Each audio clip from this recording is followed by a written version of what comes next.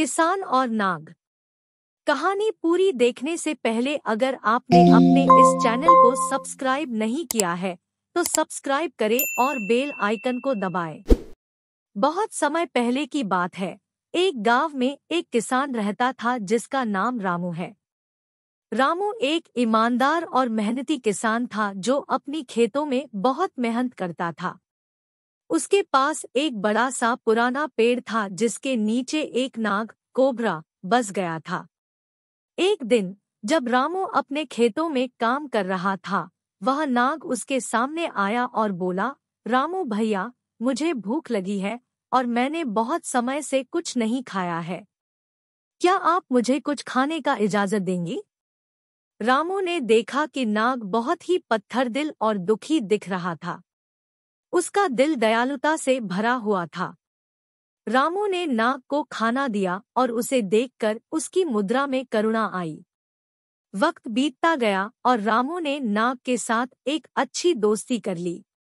वह रोज नाग के लिए खाना लेकर आता था और उससे बातचीत करता था। धीरे धीरे नाग ने अपनी दुखभरी कहानी रामू से साझा की और दोनों के बीच में एक गहरा बंधन बन गया। एक दिन गांव में अचानक भूकंप आया और सभी लोग अपने अपने घरों से बाहर निकल आए। रात्रि गहरी ताकत के साथ आई और गांव को हिला दिया।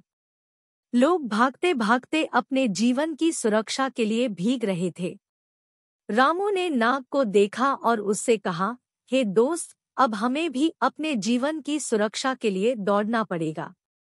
हमें एक दूसरे की मदद करनी चाहिए। नाग ने मुस्कराते हुए कहा, तुमने मेरी मदद की जब मैं भूखा था, अब मैं तुम्हारी मदद करूंगा। और उसने अपनी बड़ी आबादी और बड़े साप्ताहिक बल का उपयोग करके एक महसूसी रास्ता खोज निकाला जो लोगों को सुरक्षित स्थान तक पहुंचाया। इस तरह नाग और रामू ने एक दूसरे की मदद करके गांव वालों की सुरक्षा करने में सहायता की और दिखाया कि अगर हम एक दूसरे की मदद करें तो हम अच्छे दोस्त बन सकते हैं और मिलकर किसी भी मुश्किल को पार कर सकते हैं।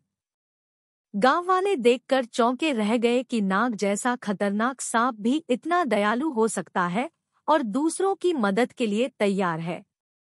इसके बाद गांव वाले ने नाग को भी अपना सदस्य मान लिया और सभी ने मिलकर उन्हें धन्यवाद दिया। इस कहानी से हमें यह सीखने को मिलता है कि हमें किसी के बारे में जल्दी निर्णय नहीं करना चाहिए, क्योंकि किसी की भी असली स्वभाव और भावनाएं हमें सिर्फ सामने आने पर ही पता चलती है। धैर्य और समर्पण से हम अच्छे दोस्त बना सकते हैं और साथ मिलकर किसी भी कठिनाई को पार कर सकते हैं।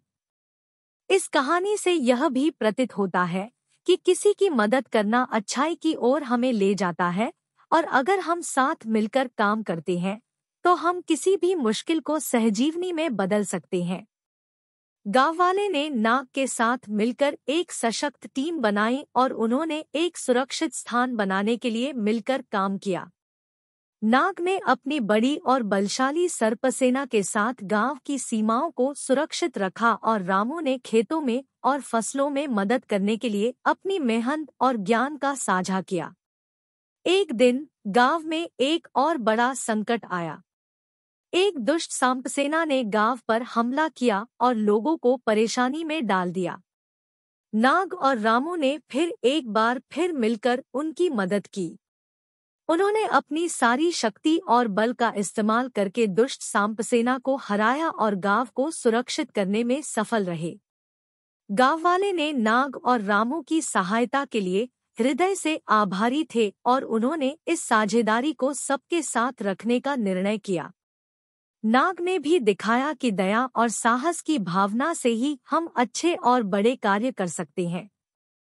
इस कहानी से हमें यह सीखने को मिलता है कि अगर हम मिलकर साथीपन का एहसास करें और दूसरों की मदद करें तो हम सभी मुश्किलें पार कर सकते हैं।